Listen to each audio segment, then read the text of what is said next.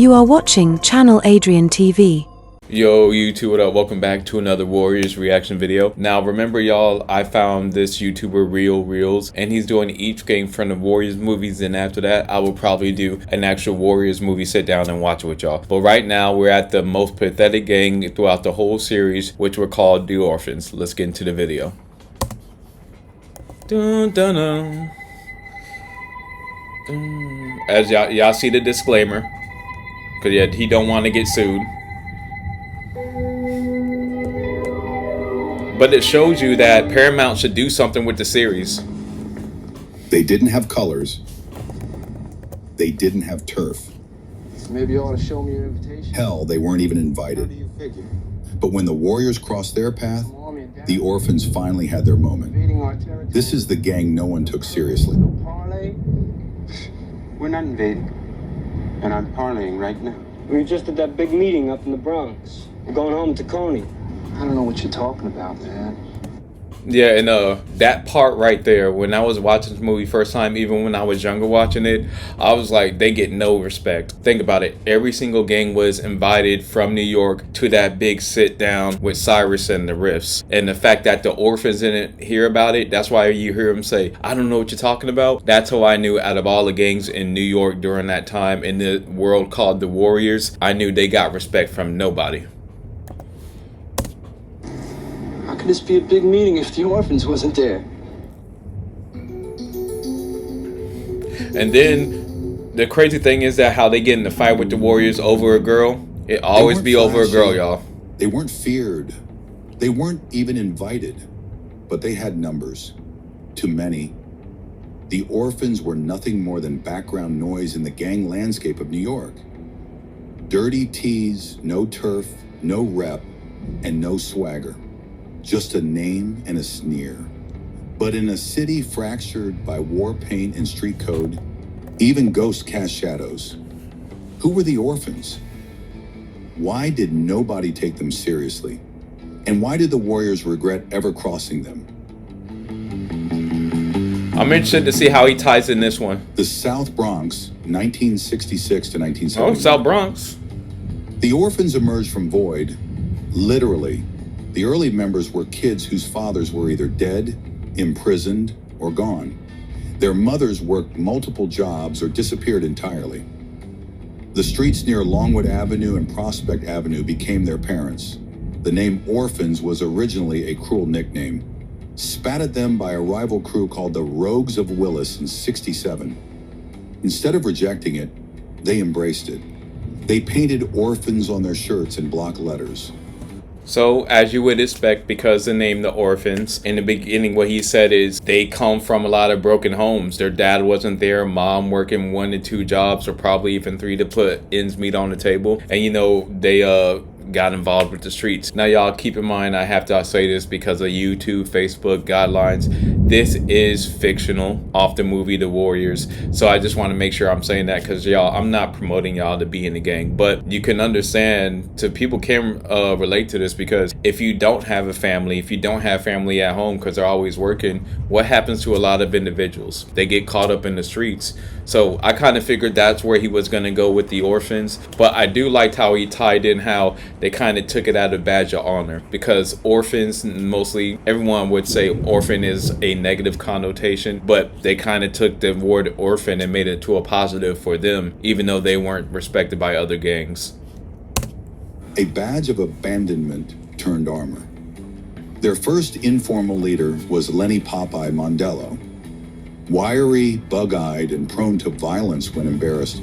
At just 17, he declared them official in 1969. The name stuck, so did the attitude. Ain't nobody gonna care for us, so we take what we need. That's the code. Their turf, whatever building wasn't burned out. Their home base, a basement apartment with plywood windows and rusted pipes. Their uniform, olive drab t-shirts, most of them stained, with the word Orphans printed by hand using black spray paint and cardboard stencils. The look wasn't strategic, it was affordable. They didn't wear colors, they didn't wear patches, they wore pain. By '72, the Orphans had grown, not in reputation, but in volume. With other gangs getting wiped out or drafted into the army or jail, the orphans recruited anyone who got left behind. This made them messy but massive. At one point in 1975, they had over 40 active members spread across a dozen blocks. No hierarchy, no formal structure, just Popeye and his 2 deputies, Ricardo Pic Morales, sharp-tongued, afro-wearing tactician with a tendency to bail when things got too hot. Joey Nux Palermo, a brawler with chipped teeth and denim vest sleeves rolled tight around his fists. They were dangerous in packs. And this kind of shows you why image, how you carry yourself, how you dress will always carry weight. Even though this is fictional, that happens in the workplace, that happens in relationships. It pretty much happens everywhere you go. Your reputation, your appearance, how you carry yourself will take you a long way. And that, like I said, that applies to life. Think about the orphans. They weren't invited to that big meeting with all the gangs. Now think about it in your own personal life. You may not be invited to that party because of your reputation. You may not get a job opportunity because of your reputation. And I know y'all probably hear the thunder, but y'all just gonna have to excuse it. I have to get these videos out. But yeah, it just goes to show you your reputation and how you look will always matter. Feral dogs. But no one took them seriously because they lacked discipline. They rarely showed up to parlay meetings. They didn't run rackets. They weren't connected. Their only win? A 1974 ambush on the 10 Mile Wreckers. A small-time crew who disrespected their turf. The orphans won by pure numbers. I'm about to say they look deep. All that green? With bottles, bricks, and bats. But even then, other gangs laughed. The orphans ain't nothing but stray dogs barking loud. Enter Mercy. Nobody knew where she came from. And I said that's the woman because if you remember the video when they were going to let the warriors pass, she's the one who said, "You're just going to let them pass through your turf and not say anything?" Men, don't let women get you into a stupid fight. I like how they put that in the movie because that can apply to life. A lot of men are lost their job, in jail, or put themselves in situations to where unfortunately they may not even be here because they let a woman stir their emotions to fight. If it's not worth it, man, I'm telling you, don't do it. Rumor said she was Popeye's ex or Pic's cousin or just a girl who liked the chaos.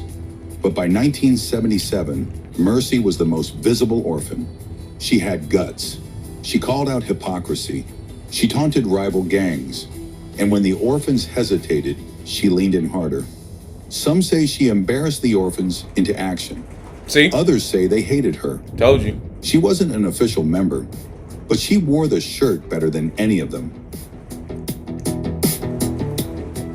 The night of Cyrus' death, the orphans weren't invited. That told them everything. When the warriors from Coney Island passed through their turf, Popeye saw an opportunity, respect through intimidation, but they overplayed their hand. There's nothing wrong with you making it through our territory as long as you're coming in peace.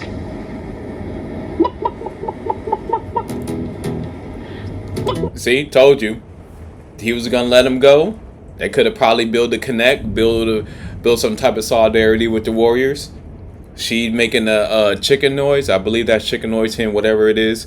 Calling them scary, calling them soft, and then they get emotional and feel like they have to fight. That's why I'm saying, man, men, do not let women do this, especially when they don't need to be a fight. Now, say if you do fall into that and you do fight, if you lose, odds are she'll probably leave you for the guy who beat you up.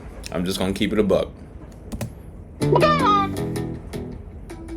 Mercy, ever the agitator, escalated things by siding with the warriors, or at least mocking the orphans' fear. When Swan offered peace, Popeye couldn't accept. His fragile ego cracked. The orphans got humiliated. Again, they chased legends and got torched for it. And kind of think about it, I just said what happened. The warriors beat the orphans. She ends up going with the warriors throughout the whole movie. Remember how I just said, what, like a minute ago, how if you do fight and lose, she'll probably leave with the guy who beat you up? Case point right here. At a heavy rep, it was all smoke and spit. The night the warriors walked through their turf, and walked away, was supposed to be the orphans' rise. Instead, it became their public unraveling. Within days, stories had spread across the boroughs. The orphans got shown up by a gang on the run. Their Oh, dang, they spray painting weak on you. They couldn't even hold their block. The orphans were mocked at parlay meets, blacklisted from turf negotiations, and even had their claimed territory marked over by smaller, newer crews. By late 1979, they become a punchline. But humiliation doesn't always lead to silence. Sometimes it festers. In 1980, the orphans fractured into two bitter factions. Greenbacks, the loyalists who stuck with Popeye, arguing their downfall was Mercy's fault and that outsiders shouldn't dictate gang politics. Jackets, a splinter group led by Joey Nux Palermo, who insisted the orphans had become too soft and needed structure, colors, and a real presence. The Jackets began wearing olive green jackets with O spray painted across the back. But it didn't take. They were viewed as a low-tier mimic gang and were eventually absorbed by a rising Bronx crew called the Savage Skulls.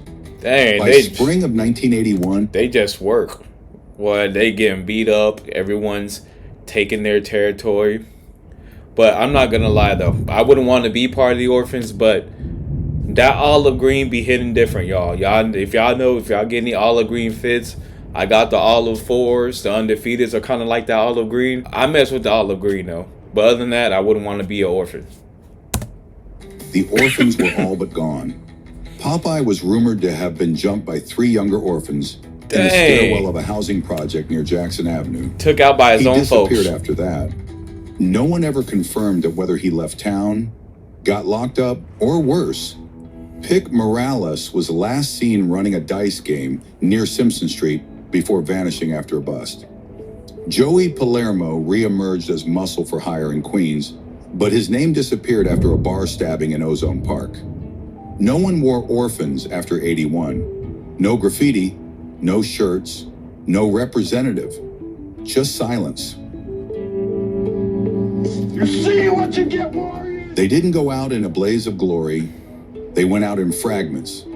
The orphans were never built to last. Not in this city, not in that era. And yet, for one night in 1979, their name echoed across boroughs. That echo faded, but the lesson stayed. A name doesn't make a gang, respect does. Yep. Subscribe for the next gang origin in the Warrior Saga. Comment below, who deserves the spotlight next? And y'all, there you have it. Like I said, shout out to Real Reels. I'll make sure to leave the link in the description. I love what you're doing, and hopefully you keep it up. That's it for this Warrior series, and y'all know I'm at least dropping 1 episode per week dealing with the Warriors. I know I'm behind on the Hard Knocks with the Bills, but my schedule is so hectic. Like, that's why I have my glasses on. I am so tired, but I still have to get these videos out. But I promise I'll catch up to you. It's just my schedule's all over the place, so whenever I get some type of time to record and post, I'm just gonna put these videos out. But y'all, I appreciate all the support, and I will see y'all in the next video.